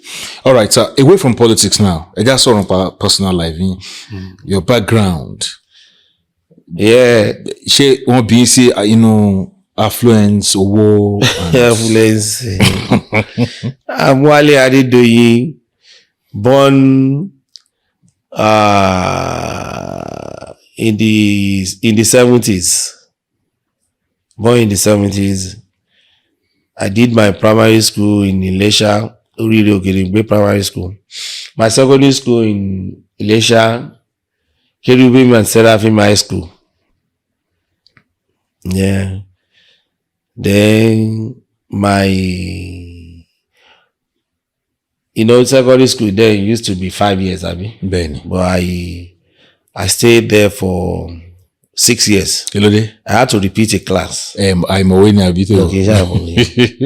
Because my mom, I lost my father when I was 11. Okay. I was in secondary school then. My mom couldn't raise the money to pay for my WAEC fees. Okay. And I had to repeat. And I was a senior prefect boy. So whenever I was a senior prefect boy there, you must be a brilliant student. So senior prefect to Rio WAEC. Yeah. I will repeat that's in class. More repeat. I was a senior prefect. So but I repeat, I repeat as senior prefect again. I was representing the school in all the quiz competitions. That shows how brilliant I was then. I'm still brilliant though. So got to repeat here. Then could they see assistance from anybody? Not only brilliance in okay. Even from the principal or the teachers or your family or nothing. So just to tell you pé wọ́n bí mi sínú owó kankan ni mo ṣe sọ yẹn. But if I don't mention it, nobody knows pé mo lo ọdún mẹ́fà instead of ọdún 5 nígbà tó yẹ pé ṣetán secondary school, and from there went to University of Lagos. I entered University of Lagos in 1989. We were meant to finish. Ó yẹ ká parí ní 1993, but because of the aluta, okay, we ended up finishing 94. I went for my service 95. I studied geography and planning. báwo lẹ ṣe rówó school yẹn sọ ó tẹ̀lé kiri mà ẹ́. Yeah. You know, things were getting better for my mom, Iyabeji. Okay. You know, Iyabeji with 6 children. ẹ̀yin ni first àbí. No, number 3. Okay. So, when I was in University of Lagos then, because of the opportunity tí mo mọ̀ pé wọ́n ní ẹni tí ò bá ní kinní kan ò gbégbó ẹ̀yìn. tí ò níyà. Once I leave for school, mi ò kì í wo ẹ̀yìn mọ́. Bó ṣe máa fend fúnra mi. I live on my activities in school. I was into politics. I was into small business. Màá lọ kó ata ń bàdàn, màá wá tata fún àwọn èèyàn. Àwọn ata tó fi máa ń ṣe jollof rice, ṣe ẹ̀wà gbogbo ẹ̀yìn. Then, our creative a bit, a máa ń ṣe sticker, màá máa tà ní campus ṣe gbogbo ẹ̀. You know? Then, tí a bá ti gbọ́ ìdí tí màá tẹ̀ ní mo lè ṣeré lọ sọ́dọ̀ àwọn ọ̀rẹ́ mi. Wọ́n á lọ wá fún mi lówó. Àwọn big cousin tó wà lẹ́kọ̀ọ́ ńgbà yẹn, you know, wà á lọ bá wọn. That was how I survived. But throughout my university days, I was an hustler ní mi àdéhùn gbogbo ẹ̀ náà. course ọ̀lẹ́ ṣe. Geography and planning. Okay. ẹ wá lọ serve. I went for service 1995. Then I came back for masters 96, 97. Then after that one, then kò pé kí lèyàn fẹ́ máa ṣe. Mo ṣe lọ gba mọ́tò kan náírà purchase ní tí mo gbé lọ Port Harcourt tí mo lọ wá taxi. ẹ wáṣẹ́. No, mi ò wáṣẹ́. Ó ti wà nínú brain mi pé kò síṣẹ́ kankan Nàìjíríà. Ọkàn waste time ẹni tó bá lóun wáṣẹ́. But pẹ̀lú brilliance yẹn àti experience yẹn easily ẹ kẹ́ rí iṣẹ́ tẹ́ bá wà. Ó ti stick sí brain mi pé mi ò fẹ́ máa wáṣẹ́, mi ò fẹ́ máa waste time mi sẹ́. Okay. Mi ò ṣe interview rí. My first job interview in my life was in Australia. 2006. My first job interview in Nigeria was when some fẹ́ consider me for commissionership. Okay. So all along, lower Tazin Porako from Porako came back to Lagos. From higher purchase back to Pemo Road, moving Ayokon. From Ayokon to getting to be almost 200. 200 kini. Cabs. From there, we will now jump to truck. Any 200 cabs? Yes, now we were doing taxi. Then the way we were running it, I'll give it to you. Boya cost boya 300 ni to put on the road. Now I'll now say, okay, they were paying me 8,000 naira on a weekly basis. O moto yi o mo fẹ́ rí 500,000 me. Once o ma ní record mi náà ní record tó yẹn bá ti pé is yours. Okay. So that system made them to be more committed. You understand? Mm. So from there I changed to truck. I want to go cement. I was having close to where 10 by Mark truck. I was one of the major transporters. Cement. I was one of the major transporter. Lafarge, Ewekoro. Okay. Cement, Lafarge. They are still there. I'm a local cement down in Shutdown. So there and there, just look at it. When we actually relocate our ẹbí mi now, that was how I just put everything together. Relocate them to Australia. But as at but any 10 trucks, I be 11 then. You are already a big man. Yeah, I was fine. But it's just because being the kind of person you want to get more things, you want to, African mind, you hardly get satisfied. Satisfied. Unlike Oyibo person. So when to Australia, your big manism will be dwarfed by the Australia because white man's land. I know. Could they see you can't be a big man there? Yes, because I had a target and I had a mission. The cocoa is to relocate all my families, then let my children and whatever have Only dual citizenship. and they're going to better life and you understand. So And it has always been in me then nígbà tí yẹn wà secondary school pé alẹ́gbọ̀n kan ní US a fẹ́ travel. So my traveling now was as a big person. When I even got in there, that lọ church lọ́jọ́ kan, we were 7 on the application. And when they came we never won come from one there for they said our passport to Kenya then. And they did that lọ church lọ́jọ́ kan. Oh, 7 of you. Are you guys refugee? Refugee? What do you mean by refugee? We are not refugee. We are this and that. Oh, how did you do it? That's it. 2006, September, I got into Australia. 2006. But I Wale Adedoyin because they said, income to move show. I don't have any income. And we later so I can pay 3 months rent. You pay monthly. Our agency, any can call can sign. Because it's against the rule. It's against the law. Pé èmi mo ní mo fẹ́ san. When I get back sí mi. Mi ò tí ì rí one be one poll ní the landlord say yes to my. when money speaks. Yes. I won't understand. Ó ti dé point pé mo need ilé now. Pé mo fẹ́ kó gbogbo èrò family ìtajọ wọlé sí. 7 people. Èmi àti ẹ̀kan la kọ́kọ́ jọ lọ. Okay. Pé káwọn tó kù dé níbi 2-3 weeks after. So 2007 September, 2006 September, I entered. Then 2007 April, I moved to my own house. Eba mi too bẹ́ẹ̀ sọ. I bought my own house 2007. Yeah, when they were Australia. 2006 September. I moved into my own house April 2007. How? Yes. How? You know these Iraqis, they are into construction. Build and sell houses. You can buy land in Australia and you build your house. So I now inspected the house. I like this house. I know, can you afford the deposit? Yes, of course. I have money to pay. How much? I have more than that to pay you. One income in that.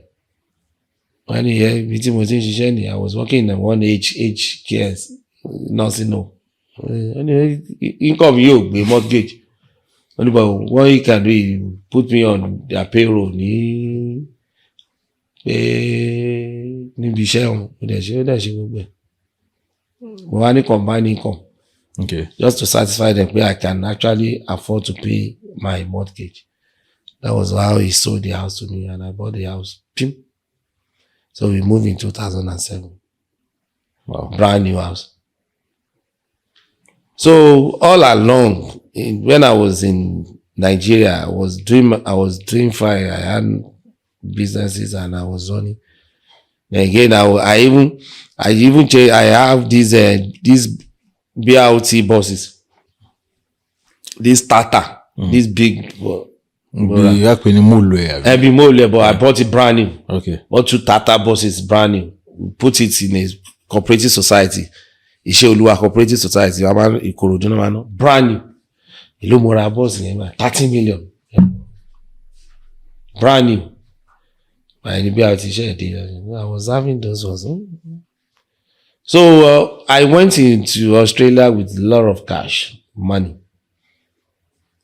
I do that in 2009. Mo dẹ̀ kẹ́rù mi mo dẹ̀. Let's go rumbe. They come from family. Yeah, that's it. Yeah. Interfere achieve for 1 year. I've achieved. And we will advise that for any Nigerian, right?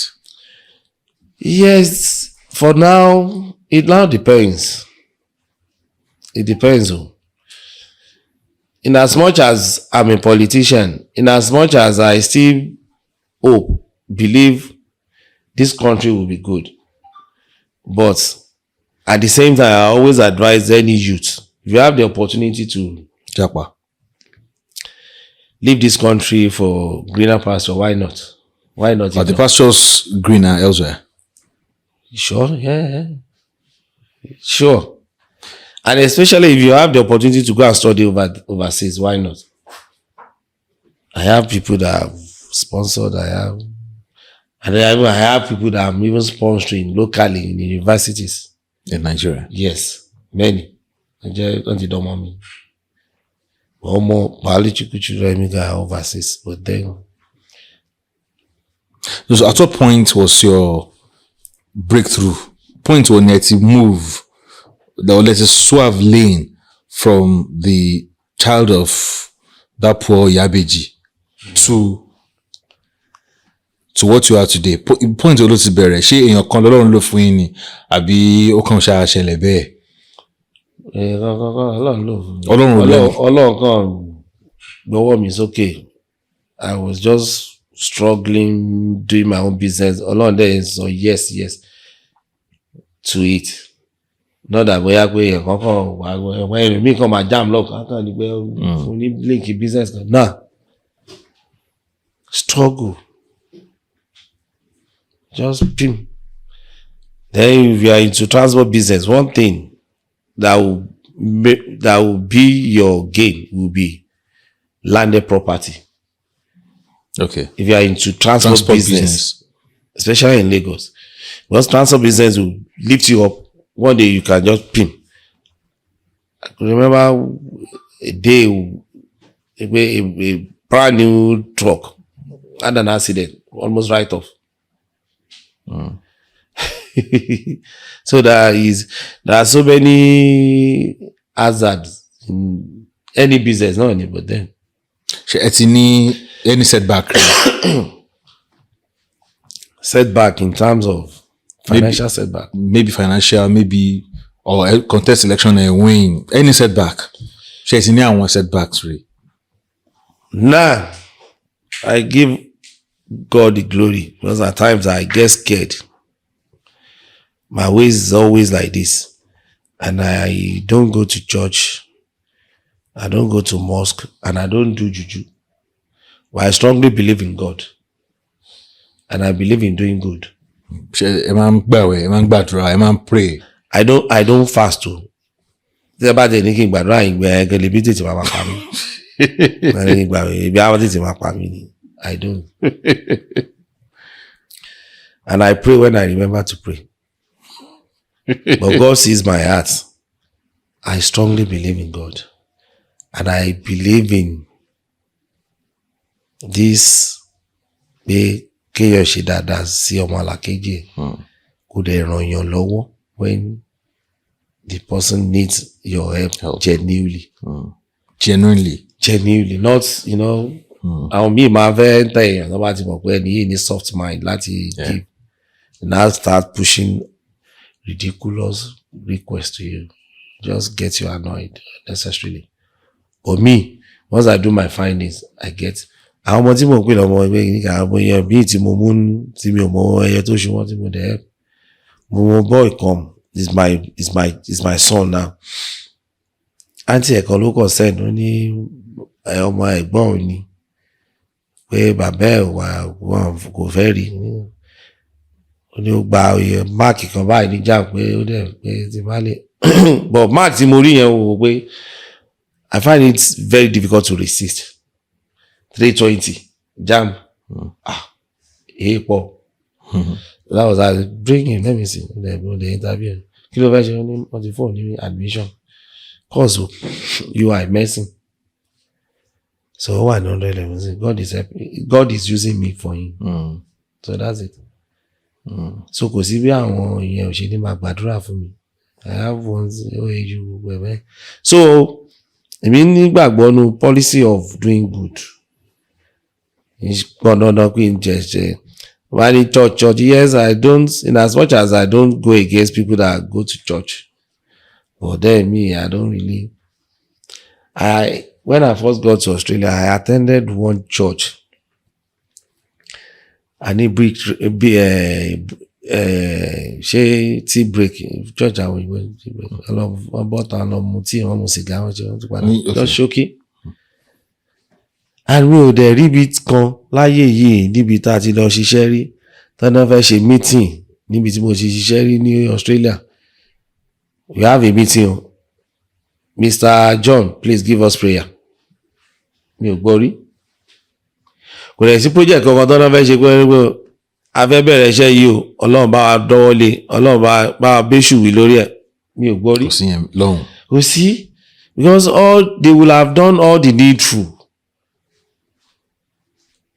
but in their mind they believe in God o but they don't invite him to come and handle projects they don't disturb God as such. wọ́n fi sáyé ẹ̀ pé ṣe tiẹ̀ ká ṣe tiwa. So that's my life. But culture, okay, have you always been like that? Or Australia or changing on company? Before I got to Australia, was in that mindset. Then when I now got to Australia, I was like, these people pray less. They pray less, but they grow faster. We pray more. We in Nigeria we pray more, but we. Àjò lọ sẹ́yìn gan ni. Nàìjíríà láti máa ń sọ pé Ọlọ́run á jẹ́ kán mú iná dé bí ẹni pé Ọlọ́run jẹ́ NEPA official. No, you have to do the needful. Tó bá fẹ́ kí náà wà. That's it now. They have to do the needful. It's not about prayer. Àdúrà òràn. Nǹkan tó bá yẹ kẹ́ ṣe tẹ́ ẹ̀ bá ṣe. You find out pé see me personally I find it very difficult at a point láti fly local flight. Ẹ̀rù máa ń bà mí. Why? Because Nigeria wọ́n máa ṣe dọ́gbọ́n sí maintenance. Mo ní uncle kan pilot ni ó ní air travelling ó ní is the safest means of transportation. Báwo ló ṣe jẹ́ the safest? Only because maintenance only they don't repair parts of the aeroplane. Only you replace the placement in it, just your brand new machine no matter of where go gauge fine. And to that extent, and I started believing in it. So when I fly long journey Australia, ọkàn mi máa ń balẹ̀ pé nothing is good. Ọlọ́run náà ló ń ṣọ́yàn anyway. 7 hours or 8 hours to Doha from Lagos. Doha to Melbourne, 14 and a half, non-stop. No parking space in the air. So it's about the mindset. I mean, why there she fell life here, no. But she want to airplane, she want to repair parts. Ó máa cut corners. Ìgbà tí plane kan tó ń jábọ́ tó see if you remember there was a time tí Ọlọ́run ní ọ̀kan pa wá dànù there was a time tí Aṣíwájú ṣe case kan ní Abuja code of conduct. Yeah. You remember? CCB. Mo wà cabinet Rauf kó gbogbo you know Rauf like to show off. Ó kó gbogbo cabinet ẹ̀ Ọ̀ṣun for solidarity ní court l'Abuja our plane coming back so associated láwọ̀ òun ló pa Àgàgù kú ó tún wá tún pa wá tún mú ọmọ Olúfàlàyé. Wait Àgàgù is dead already ó wá fẹ́ gbókù ẹ̀ ó tún wá lọ crash ó tún pa you remember our associated lọ sí Ìbàdàn láti you know because we are going to court èmi tí mi ò wọ suit mo di coming back mo wọ suit náà ni you can't believe pé singlet ni mo wọ̀ dé Ìbàdàn níbi tó orú fẹ́ pa mí dé nínú plane tí ó gbé kiri ẹ̀ náà ní kó shut up gẹ́ àwọn tó máa ń ṣe announcement shut up my friend orú fẹ́ pa wá di nínú plane láti Àbújá sí Ìbàdàn àṣẹ Ọlọ́run ló ní pé àwa kan ló máa padà nù associated you remember associated mọ́rọ́tì. So sharp practice ti pọ̀ jù Naija. That's it. My life story I came back to Nigeria 2009 ni mo ní mo fẹ́ contest wọn fún mi ticket mo fi ṣe commissioner 2011 to 2014 I was there till 20 as consultant till 2016 early 2016 kan tó yin àwọn míì síbẹ̀ 2019 I wanted to go for House of Rep àwọn leadership tó ṣe ọgbẹ̀fẹ́ yàn míì mo lọ bá ọ̀gbẹ́ni ní lọ gba house of assembly form mo ti náwó ní ẹ̀ mo ti gba form fine àwọlé fún house of assembly 2023 tó lọ yìí house of rep wọ́n ti rò pé ẹ dá gbogbo àwọn tó padà ẹ náà tún padà sásẹ̀bí ní okay fine so 2027. ṣé torí pé no before 2027 ṣé nítorí pé wọ́n fún yín ní last ticket ń sin lẹ́sẹ̀ wá ń tà màlà àwọn oúnjẹ lẹ́wọ̀n ń tà no ní sùn. I've been to the business by next year it will be 10 years. tẹ́tí bẹ̀rẹ̀ oúnjẹ restaurant business ó ti di chain báyà bí. kò pọ̀ náà we have in Lagos very big one in Lagos. kí lorúkọ ẹ̀. The Bukateria. We have a very big one in Lagos on Governor's Road, Ikoton. We used to have one in Ibadan, but it's closed down. We have one in Oshogbo. Then we have one big one in Ilesha. Ilesha happens to be the headquarters. Okay. We have one in the University of Ilesha. Okay. And one is coming up. It's under construction. It's coming up in outskirts of Ilorin, Molite in Kwasu. Okay. Kwara State University. So that's it. And all those structures ẹ̀yin lẹ ní wọn abẹ rent. Yeah. I own it. gbogbo ẹ̀. Yeah. Oh, apart from Oshogbo, in the mall. Okay. In the mall, Oshogbo. How lucrative is the food business? You're thanking God. Let's put it on God's head. On God's head. And do ẹ dẹ̀ ṣe wà ní ṣé college don pe business trucking àbí. No. I'm no longer in ẹ ṣe wọn. No. Okay. But well, we're done with the interview. Okay. But one question come, but this question will still enter the recording. Okay. What you've built here is big. In fact, it's too big. But keto wale atin sọ̀rọ̀ yẹn lẹ́yìn. But this is too big for anyone to manage. Now your family is not even in Nigeria. Báwo lẹ ṣe ní intention láti manage?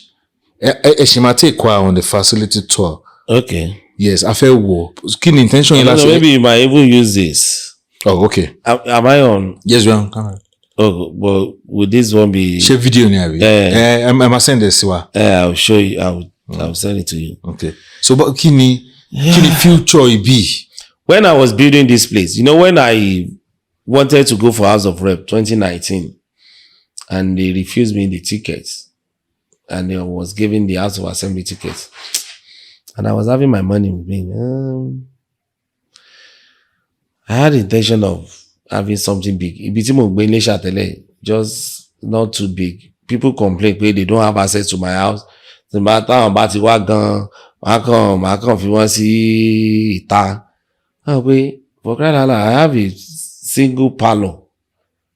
And me, I'm kind of, in terms of neatness, I don't. Olóṣèlú dẹ̀kẹ̀rẹ̀ kò gbà bẹ́ẹ̀, wọ́n lè wọ bàtà tó bá wù wọ́n. Okay. I'll pray God will give me a place tí màá lè ní ibi tí ààyè tí màá gba everybody. So that was part of what motivated me and prompted me to say, let me have something big like this. So, and I started the building 2019 May. Immediately that parí election ọ̀tàn tí mo ti win.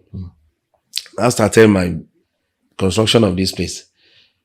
To the glory of God, I entered, we finished, I moved in the NSAS period. 2020, October, November. Okay. I know it took me 18 months. Yeah, 18 months. 18 months to get done with this place. But later,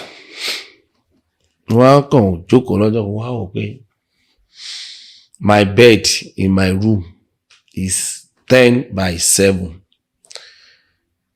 And ever since, I have a spot which is not more than maybe 3 feet on the edge of the bed that I normally sleep. Okay. Maybe whenever my family visits, we can now have the full bed used and okay. The grown-up boys said, I'm still begging them to visit. They are here to say yes. So what becomes of this place if I pass on? If I pie? I've started thinking about it.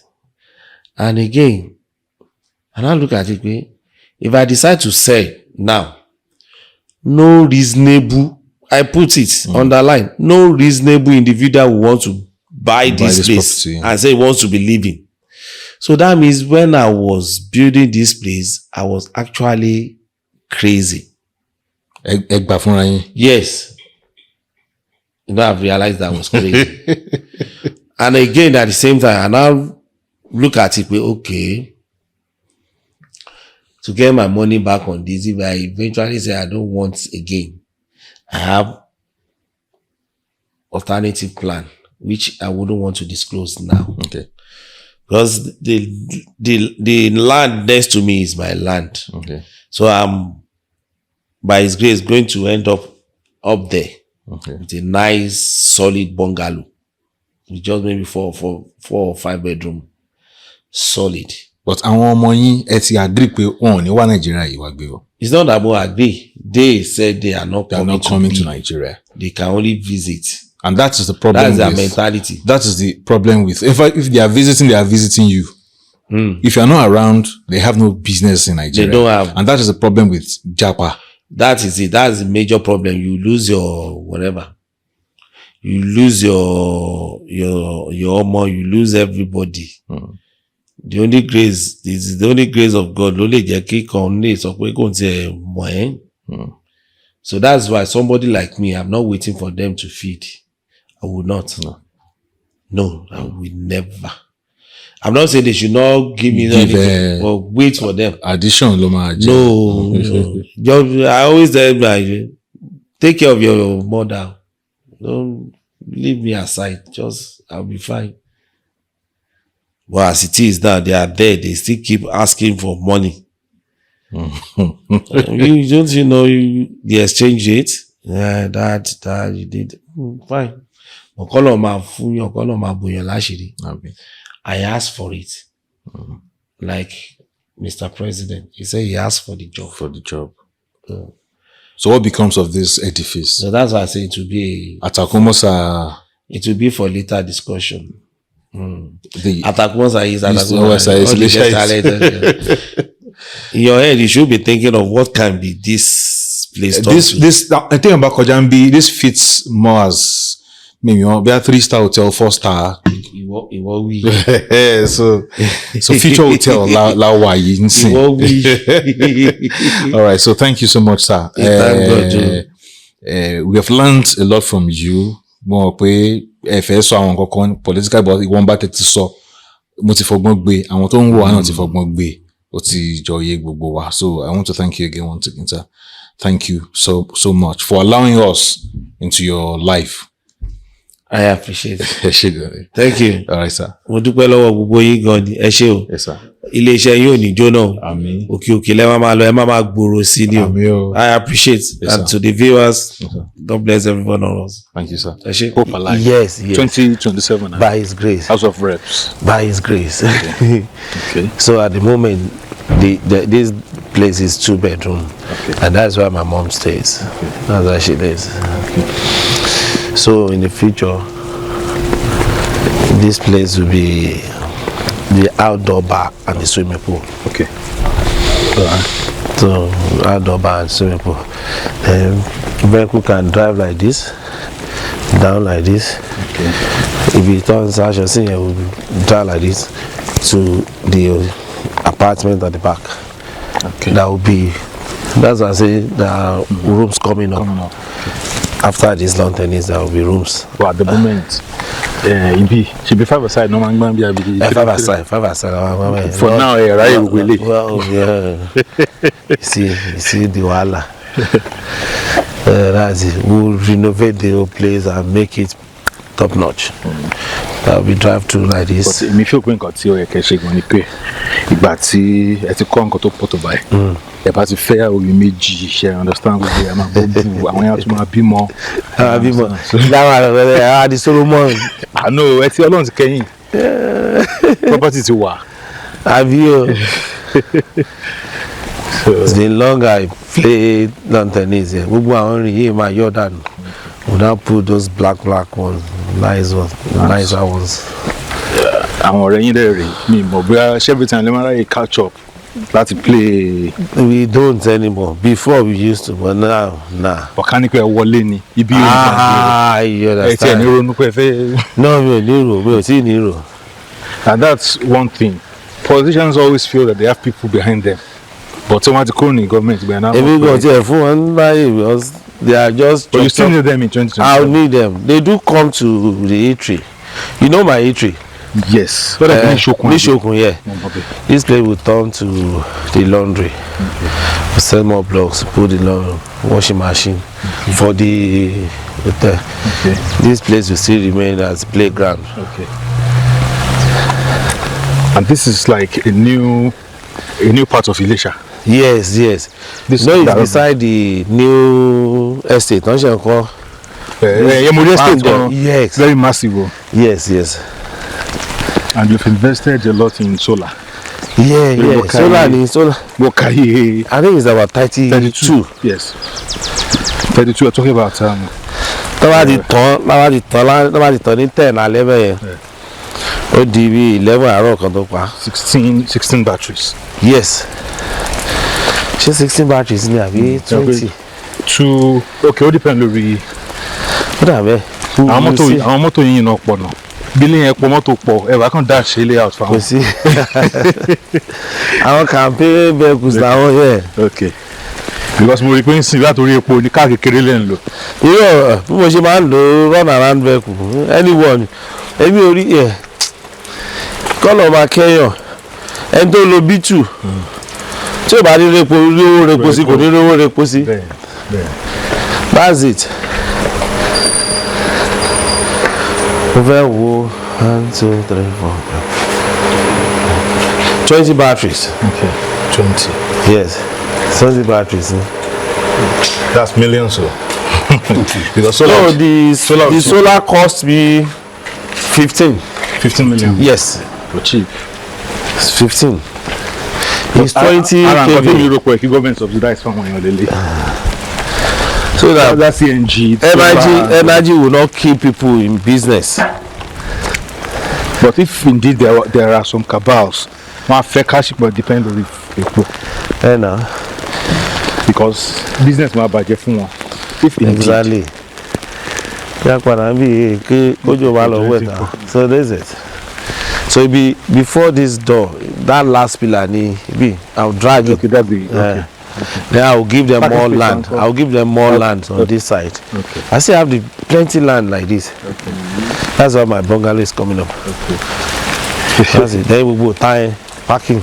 Okay. How soon? Very soon. 2, 3 years. So. Yes, okay. But that place will cost me a lot. The bungalow. Yes. So retirement home. Yes. Australian standard. And that will be a building. 16 rooms, 8 down, 8 up. Okay. I've already mapped it out. It's gonna come out good. Yeah, well. Now put another pumping machine. So my machine. Okay. Solar my power. Okay. Oh, that makes sense. No, as it is, many people always think I should tell you. So, wow. Thank you. Yes, sir.